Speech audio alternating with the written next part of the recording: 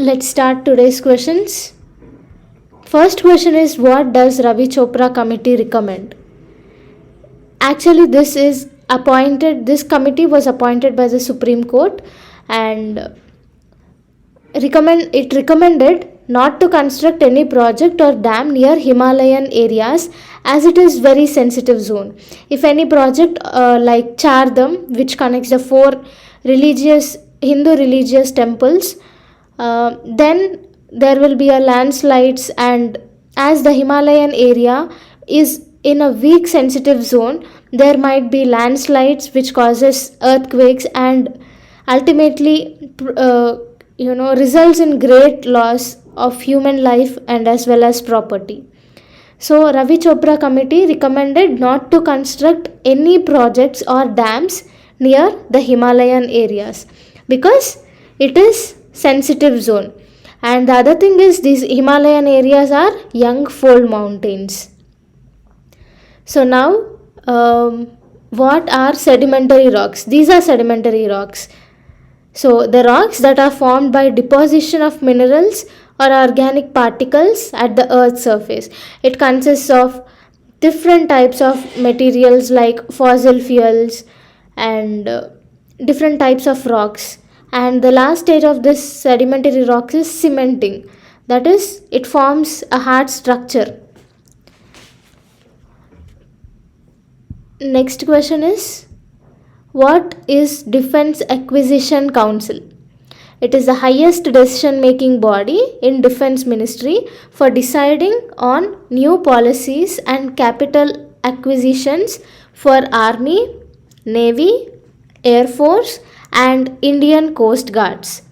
And recently our Defence Acquisition Council has been approved 5,200 crore package of AK-203 assault rifles deal with Russia. That is, in India these rifles will be made for Russia, and the deal is 5,200 crores, and this is under Make in India campaign. So fourth question is, what are OPEC countries? OPEC is, the full form of OPEC is Organization of Petroleum Exporting Countries. So it is an organization founded in Baghdad in Iraq. So overall 13 member groups are present. Let's study here. First is Angola, Gabon, Equatorial Guinea, Nigeria, Venezuela, Ecuador, Libya, Iraq, Iran, Kuwait, Qatar, United Arab Emirates and Saudi Arabia. These 13 nations are in OPEC organization. Now fifth question, what are strategic petroleum reserves? See, these are huge stockpiles of crude oil to deal with any crude oil related crisis like risk of supply disruption from natural disasters, war or any other calamities. India keeps some amount of crude oil as a stock reserves so that in emergency situations these reserves can be used. So here we have three major strategic petroleum reserves. There are Visakhapatnam, Mangalore and Padur. In these three areas we have strategic petroleum reserves. So sixth question is, what is Joint Parliamentary Committee?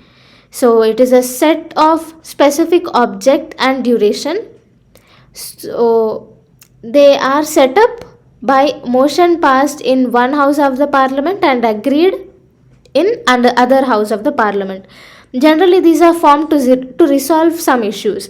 So for example, this stock market scam in 2001, which is also known as Ketan Pratik scam, this was resolved by our Joint Parliamentary Committee.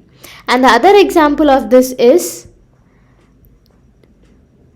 this one, pesticide residues in soft drinks. This was resolved in 2003 by Lok Sabha government forming a joint parliamentary committee. So the next question is, what is anemia?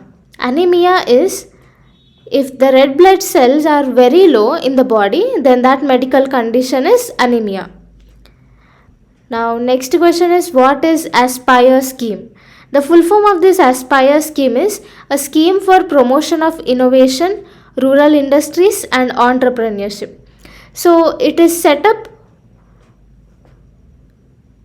it aids to set up a network of technology centers and to set up incubation centers to accelerate entrepreneurship and also promote startup for innovation in agro industries. So ninth question is, what is the role of Chief Election Commissioner? So he is the head of the Election Commission in India and he conducts elections all over India, including president and vice president. And he is the member, this election commissioner will be the member of Indian civil servant and he is appointed by the president. And the removal of this chief election commissioner requires 2/3 majority in Lok Sabha and Rajya Sabha. This 2/3 majority of Lok Sabha and Rajya Sabha should vote against this chief election commissioner. Then only he can be removed. So he is our chief election commissioner. And 10th question is, what is VVPAT? VVPAT full form is Voter Verifiable Paper Audit Trail. So it is an independent system attached with EVM. EVM is electronic voting machine that allows voter to verify serial number, name, symbol of the candidate. And see, this is VVPAT, Voter Verifiable Paper Audit Trail, and this is EVM. EVM is electronic voting machine. So the symbol, the number and the name will be written here. So the candidate should select, the voter should select from this, and when he selects in this VVPAT, that is Voter Verifiable Paper Audit Trail, there will be a transparent window through which he can check what he voted, and it remains here in this screen for 7 seconds, and after that it automatically gets cut, that is the paper, and falls into a sealed drop box of VVPAT. This is the working of this VVPAT and EVM. So now we will learn about National Education Policy. See, this is universal access of education, that is from pre-primary to grade 12. Till now we got only from pre-primary to 10th, but it is extended 2 more classes. And the other is, the target of this is pre-primary schools and to grade 12, the target is 100% gross enrollment ratio in school education by 2030. So the next is early childhood care education.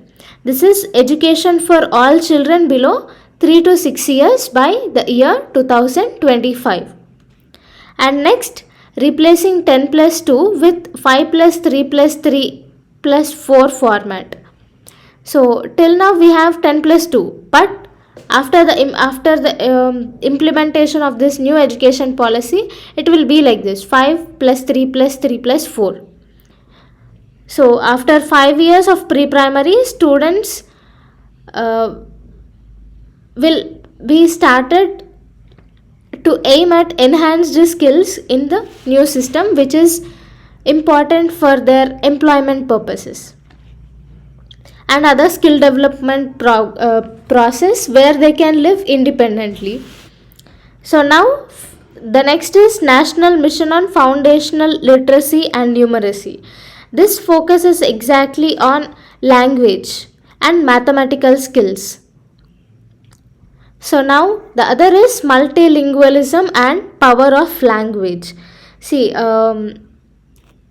Preferably till class 5, the student can be taught in his own mother tongue. This is multilingualism and the power of language. And the next is reforms in education. So, board exams will be broken into two to test core capacities. The next is National New Assessment Center PARAC. So, a standard setting body for assessing the students across India. Next is equitable and inclusive education. So, emphasis on socially disadvantaged girls, socio-cultural identity, children for education will be included under this category. So, the other is teacher recruitment and career path. So, national professional standards for teachers will be developed by 2022 for teachers. So, even the quality of education is a main aim of this national education policy. So this is the 5+3+3+4 format of education as per new educational policy 2020, and this is the previous one, that is 10+2. So till the age of 5, till class 5, the student will be taught in mother tongue or any other language, any other multilingual languages, and from here skill development programs and will be available for them. And here the board exams will be divided into two parts so that to test the core capabilities of the students. And this policy also ensures 100% gross enrollment by 2030. So the next is, what is PM Kisan Sampada Yojana? So the main objective of the scheme is to supplement agriculture, modernize processing and decrease agri waste. So under this scheme, actually 4 other sub infrastructures are developed. One is mega food parks. Second is integrated cold chain, value addition and preservation infrastructure. See here, mega food parks means the food,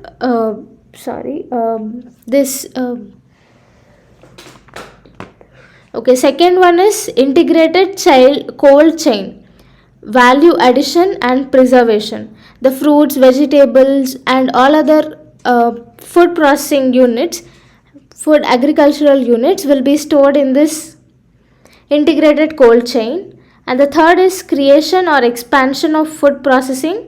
Fourth is food safety and quality assurance infrastructure. All these are the subdivisions of this PM Kisan Sampada Yojana. Now 13th question is, what is Production Linked Incentive Scheme or PLI scheme?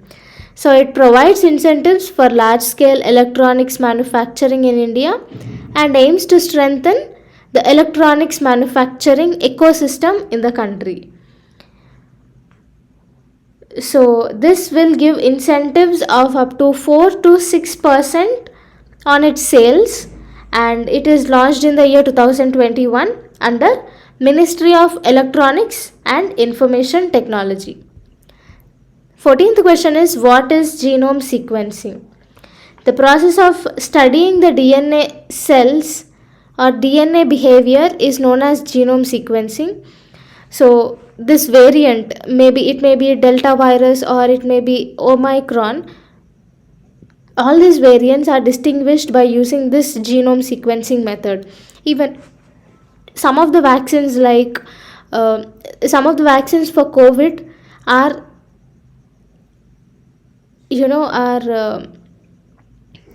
planned by studying this genome sequencing. So genome sequencing is helpful to study the behavior of the virus and also to prepare medicine for that virus. So it is very important technology in this biotechnology field. So the 15th question is, what is Air Suvidha portal? So it is an initiative by Ministry of Civil Aviation and Delhi Airport. It is a self-reporting and exemption form portal for international arrival passengers. As we know, COVID crisis has been increased, and for international passengers, this self-reporting is very important. So in that aspect, Suvidha scheme was launched. 16th question, which scheme was launched in India in 2015 to promote adoption of electric or hybrid vehicles in India? So the scheme is Faster Adoption and Manufacturing of Electronic Vehicles in Vehicles India scheme. This is also known as FAME scheme, FAME scheme. So the four focus areas that demand creation, pilot project, technology development or research and development, and charging infrastructure are the four focus areas of this scheme. I'll repeat once again. First focus area is to create demand. Second is pilot project. Third is technology development or research and development. And fourth is charging infrastructure. These are the main focus areas of this FAME scheme. FAME is also called Faster Adoption and Manufacturing of Electric Vehicles India scheme. So 17th question, what is geogenic contamination of groundwater? It refers to naturally occurring concentration of certain elements in groundwater having negative health effects. It is also called geogenetic pollution. So now let's look at this diagram. See here, from agriculture, the pesticides and fertilizers are used, so that will dissolve into the groundwater and cause this geogenic groundwater contamination. All these insects, rodents will also come out in the form of poisonous gases after their death. And see, in mining, when we do mining, it will come out in the form of dust. When we do a borehole, that is to extract groundwater, it causes ingestion, and at last, by the end of the day, human body will suffer because of this geogenic contamination. So geogenic contamination of groundwater means contamination of this groundwater with the naturally occurring substances. How these naturally occurring substances are formed? Because we use pesticides for agriculture and other harmful chemicals in the land, and that will dissolve and will mix in this groundwater, causing geogenic contamination. Now 18th question is, what is green energy? It is also called renewable energy, and it is the energy source that is collected from solar, wind, rain, tides, waves, and geothermal energy. 19th question, how many international water ports are present in India? There are 13 major ports in India. One is Haldia, second one is Kolkata, Paradip, Visakhapatnam, Chennai, Tuticorin, Cochin, Mangalore, Goa, Mumbai, Gujarat ports, Jamnagar, Kandla, Mundra. All these 13 ports are the important ports in India. These are also the major ports present here. 28th question, what is Udan scheme? See, the aim of this Udan scheme is capacity building of youth in Jammu and Kashmir through skill development and subsequently exposing them to best corporate in India. Now 21st question, what is PM Krishi Vigyan Kendras?